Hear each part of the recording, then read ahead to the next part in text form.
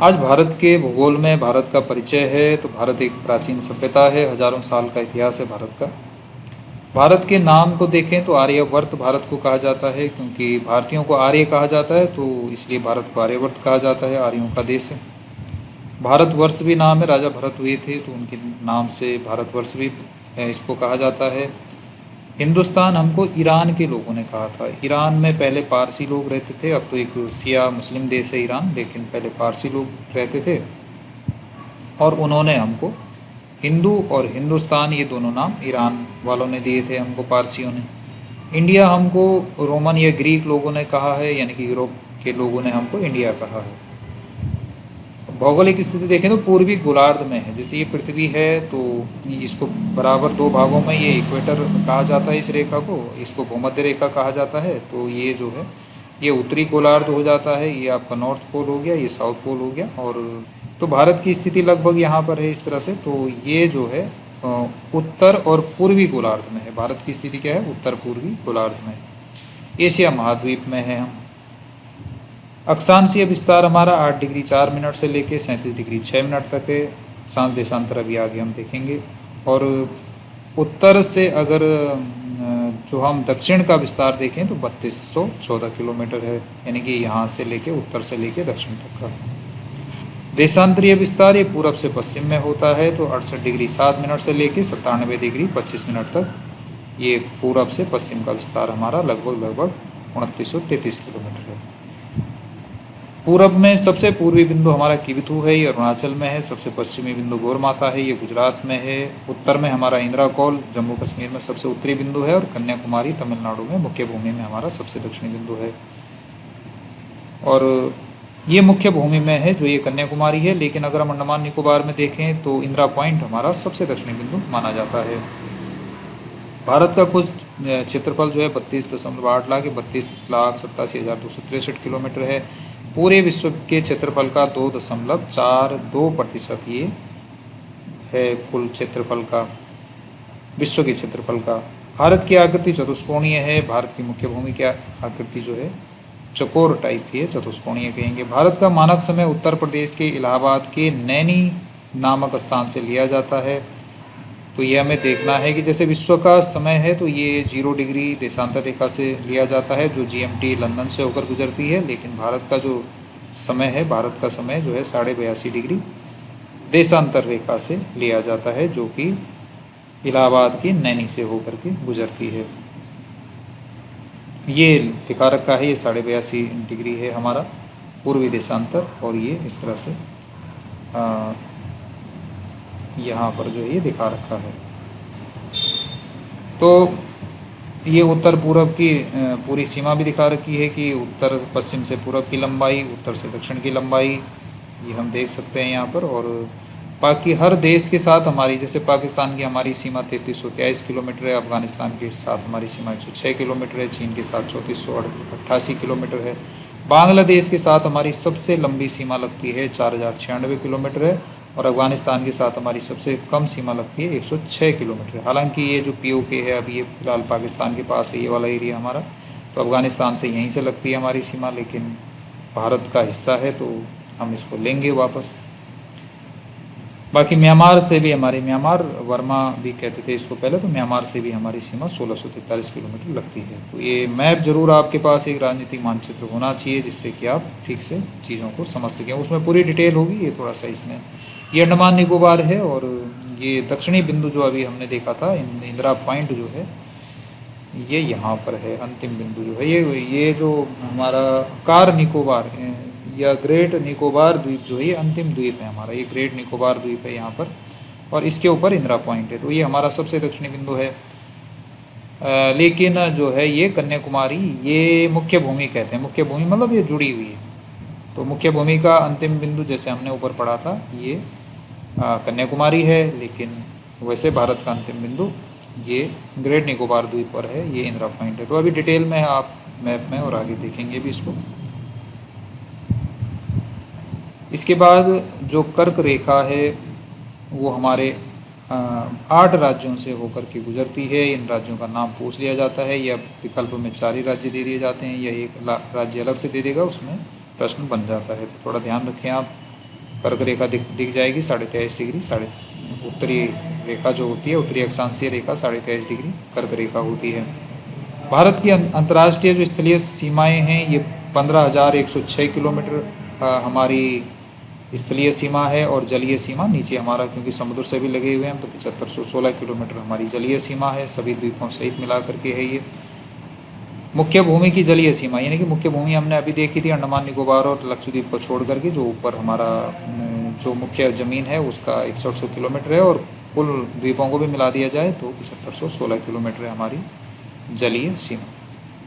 भारतीय जलवायु उष्ण कटिबंधीय। अब थोड़ा सा इसको समझ लें, जैसे ये माना पृथ्वी है, पृथ्वी को बीचों बीच से हमने भूमध्य रेखा से 2 भागों में बांट दी है, इसको 0 डिग्री अक्षांश रेखा भी कहते हैं।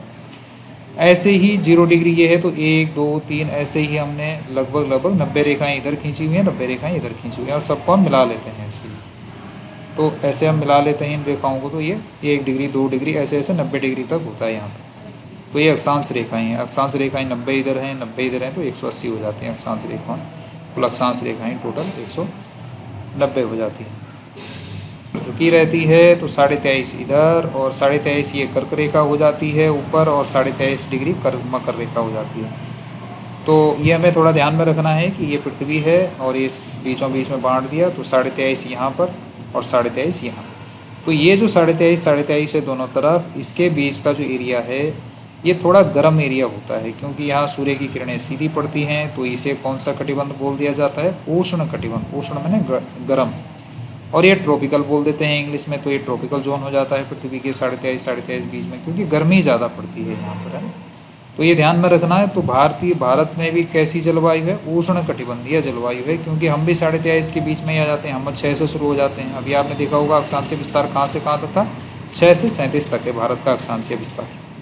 तो ये अक्षांश रेखाएं हैं, ये 0 डिग्री अक्षांश होती है बीच वाली, और 90 रेखाएं अक्षांश की एक डिग्री पे एक रेखाएं खींची हुई हैं। 90 इधर होती हैं अक्षांश रेखाएं, है ना, लैटिट्यूड्स। 90 इधर होते हैं लैटिट्यूड, और 90 ऊपर होते हैं।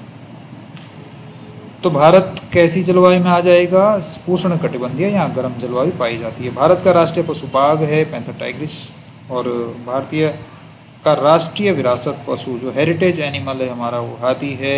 राष्ट्रीय पक्षी हमारा मोर है। राष्ट्रीय वृक्ष हमारा बरगद है। राष्ट्रीय पुष्प हमारा कमल। राष्ट्रीय गीत हमारा वंदे मातरम है, बंकिम चंद्र चटर्जी ने इसको लिखा है, नेशनल सॉन्ग। और 24 जनवरी 1950 को हमने इसको अपना लिया था। तो ये ध्यान में रखना है। राष्ट्रगान जो है हमारा, ये जनगण मन है। जनगण मन हमारा राष्ट्रगान है, और रविंद्रनाथ टैगोर जी ने इसको रचित किया है। रविंद्रनाथ टैगोर, ध्यान में रखना, भारत के अभी एकमात्र नोबेल पुरस्कार विजेता हैं लिटरेचर में। साहित्य के एकमात्र नोबेल मिला है हमको लिटरेचर में, वो रविंद्रनाथ टैगोर को मिला है। तो ये भी ध्यान में रखना है। 24 जनवरी 1950 को हमने ये नेशनल सॉन्ग जो है, राष्ट्रगीत अपना लिया था, राष्ट्रगान अपना लिया था, सॉरी। और भारतीय जलीय जीव जो है ये गंगा डॉल्फिन है, एक विशेष प्रकार की डॉल्फिन होती है। और अभी गंगा स्पर्श गंगा और नमामि गंगे एक प्रोजेक्ट भारत सरकार ने चलाया था, 2015 से चलाया था। तो गंगा डॉल्फिन दोबारा से गंगा में दिख रही है अब, तो इसका मतलब ये माना जाता है कि गंगा साफ हो रही है। तो ये थोड़ा ध्यान में रखना है। नमामि गंगे योजना चल रही है गंगा को साफ करने के लिए। भारतीय राष्ट्रीय नदी गंगा है, गंगोत्री से निकलती है। भारत का राष्ट्रीय वाक्य सत्यमेव जयते है।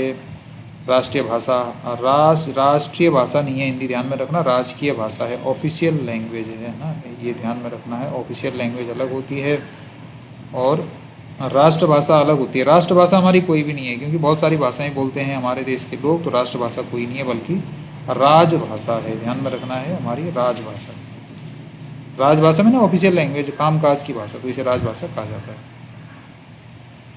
लिपि हमारी देवनागरी लिपि है। ध्यान में रखना, हमारी लिपि कौन सी है? स्क्रिप्ट कौन सी है? देवनागरी। तो देवनागरी लिपि, और भाषा हमारी हिंदी है। तो लिपि में ना जो ये लिखा हुआ है ये देवनागरी में, जो ये हम अल्फ़ाबेट बनाते हैं, ये एक स्क्रिप्ट होती है। जैसे कि इंग्लिश ABCD बनाते हैं, तो इसे रोमन कहा जाता है। जो ये अंग्रेजी इंग्लिश तो भाषा होती है, ये लिपि रोमन है। इसमें आप फ्रेंच भी लिखते हो। हम माना मैंने कुछ, जैसे हमने रमेश लिख दिया, तो रमेश जो है भाषा तो हिंदी है इसमें, लेकिन लिपि कौन सी है? रोमन है ये। ऐसा हम समझ सकते हैं कि भाषा तो हिंदी है लेकिन लिपि रोमन।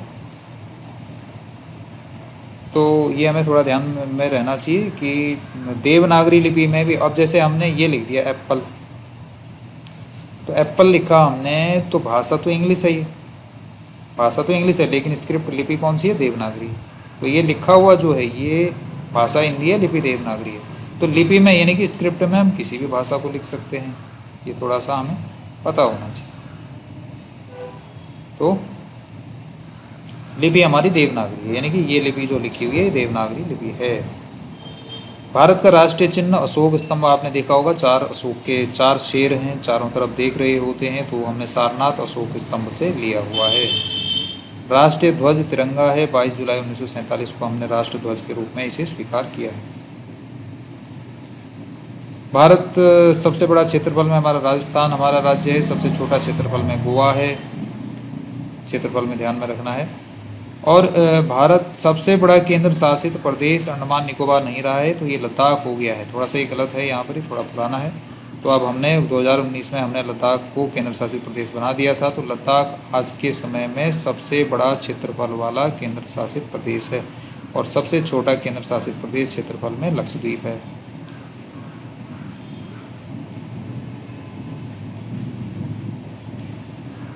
भारत के कुछ चैनल्स हैं। अब चैनल क्या होते हैं? व्यापारिक रास्ते होते हैं। जैसे आप भारत के नक्शे में देखोगे तो नीचे अंडमान निकोबार है, उसके नीचे समुद्र है।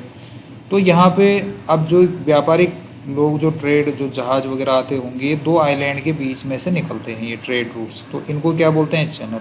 तो 8 डिग्री चैनल मालदीव और मिनिकॉय द्वीप, मिनिकॉय द्वीप हमारा है, मालदीव एक अलग देश है, इनके बीच में से जो ट्रेड रूट जाता है इसे 8 डिग्री चैनल कहते हैं। लक्षद्वीप और मिनिकॉय द्वीप दो आइलैंड है, उनके बीच में जो ट्रेड रूट जाता है 9 डिग्री चैनल। अंडमान निकोबार के बीच में से निकलता है 10 डिग्री चैनल, है ना। पाल्क जलडमरू भारत के मध्य, पाक जलडमरू जो है ये पाल्क की खाड़ी भी बोलते हैं। तो पाल्क की खाड़ी कहाँ पर है? कई बार पाक की खाड़ी भी लिखा हुआ है, कहीं पाल्क भी लिखा होगा। तो ये भारत और श्रीलंका के बीच में है। और मन्नार की खाड़ी भी जो है ये श्रीलंका और भारत के ही बीच में है। बीच में आदम ब्रिज है, तो ऊपर पाल्क है, नीचे मन्नार है, बीच में आदम ब्रिज है। तो नक्शे में आप जरूर देख लेना, आदम ब्रिज के ऊपर ही रामेश्वरम, भारत और श्रीलंका के बीच में कौन सा ब्रिज होता है? आदम ब्रिज। और आदम ब्रिज के ऊपर है पंबन द्वीप। आदम ब्रिज है, आदम ब्रिज के ऊपर एक आइलैंड है पंबन, और पंबन द्वीप पर ही कौन सा तीर्थ है हमारा? रामेश्वरम, जो पहला धाम भी है रामेश्वरम, है ना। रामेश्वरम ये धाम है हमारा पहला, दक्षिण भारत में है। तो कौन से द्वीप पर है? पंबन द्वीप पर है। पंबन द्वीप कौन से ब्रिज के ऊपर है? आदम ब्रिज के ऊपर है। आदम ब्रिज कहाँ है? भारत और श्रीलंका के बीच में है। और श्रीलंका इस आदम ब्रिज के इधर खाड़ी है पाल्क की खाड़ी, या पाल्क जल संधि भी बोलते हैं, इसे जलडमरू भी बोलते हैं। और इसके नीचे है मन्नार की खाड़ी। तो ध्यान में रखना, तमिलनाडु स्टेट है हमारा इधर, तमिलनाडु, और इधर श्रीलंका है। तो भारत और श्रीलंका के बीच में पंबन द्वीप है, पंबन द्वीप के ऊपर रामेश्वरम। कोको जो है, कोको आइलैंड जो है ये हमारा उत्तरी अंडमान और जो म्यांमार है बीच में है कोको आइलैंड। ये काफ़ी स्ट्रेटजिक आइलैंड है, यानी कि इस पर जो है थोड़ा सा रणनीतिक बोल सकते हैं, क्योंकि बीच में एक खाली जगह है। तो कोको आइलैंड न्यूज में रहता है कई बार। डक्कन पास जो है दक्षिणी अंडमान और लघु अंडमान के बीच में एक पास है, जिसे डक्कन पास कहा जाता है। क्षेत्रफल की दृष्टि से सबसे बड़ा राज्य राजस्थान है, 32,42,239 किलोमीटर। क्षेत्रफल में सबसे छोटा गोवा है, सबसे छोटा। जनसंख्या में सबसे बड़ा उत्तर प्रदेश है, सबसे छोटा राज्य अभी हमारा सिक्किम है जनसंख्या के हिसाब से, पूरे राज्यों की बात करें तो। इसके बाद ये आप देख रहे होंगे राजनीतिक मानचित्र जरूर आपके पास होना चाहिए। हिमाचल प्रदेश की राजधानी है जम्मू कश्मीर, ध्यान में रखना, इतना इतना अलग हो गया है। ये लद्दाख का एरिया है और ये जम्मू का एरिया है, तो ये थोड़ा ध्यान रखना। अभी लद्दाख एक बड़ा राज्य है, केंद्र शासित प्रदेशों में सबसे ज़्यादा एरिया इसी के पास है, यूनियन टेरिटरीज में। तो बाकी ये उत्तराखंड है हमारा, और उत्तराखंड की सीमाएँ जो है नेपाल से भी लगता है, तिब्बत से भी लगता है। उत्तराखंड एक ऐसा ज़िला है हमारा जो नेपाल और तिब्बत दोनों से लगता है। तो इधर ये सिक्किम है हमारा राज्य। सिक्किम भी 3 तरफ से, एक तरफ से नेपाल से, एक तरफ से चाइना से, और ऊपर से भी चीन से घिरा हुआ है। तो 3 तरफ से अंतर्राष्ट्रीय सीमाओं से घिरा हुआ राज्य हमारा सिक्किम है। इधर आप देख रहे होंगे ये बांग्लादेश है, वही वाला, है ना। ये बांग्लादेश है पूरा का पूरा। ये पश्चिम बंगाल राज्य है हमारा, पश्चिम बंगाल के, और काफ़ी सारा इन्फिल्ट्रेशन, ऐसा माना जाता है कि बहुत सारे बांग्लादेशी जो हैं ये पश्चिम बंगाल में घुसे हुए हैं। तो ये आपको पता होना चाहिए। त्रिपुरा है, ये त्रिपुरा भी हमारा 3 तरफ से अंतर्राष्ट्रीय सीमा से घिरा हुआ है। ये 3 तरफ से कहाँ से घिरा, किससे घिरा हुआ है? बांग्लादेश से। त्रिपुरा ये छोटा सा राज्य हमारा त्रिपुरा। तो ये ध्यान में रखना है आपको कि कैसे भारत का जो है मानचित्र है। और डिटेल मानचित्र, पॉलिटिकल मानचित्र आप लेंगे तो काफ़ी प्रश्न आपको यहीं से क्लियर हो जाएंगे। तो ये हमें ध्यान में रखना है। भारत की भूगर्भिक संरचना की बात करें तो थोड़ा सा इस पर भी प्रश्न बनते हैं कि इसमें जो है प्रथम चरण में जब हमारा अरावली पर्वत श्रेणी, अरावली विश्व की भी और भारत की भी सबसे पुरानी पर्वत श्रेणी है ना। प्री कैम्ब्रियन, कैम्ब्रियन काल की है और ये गुजरात से लेकर दिल्ली तक फैली हुई है।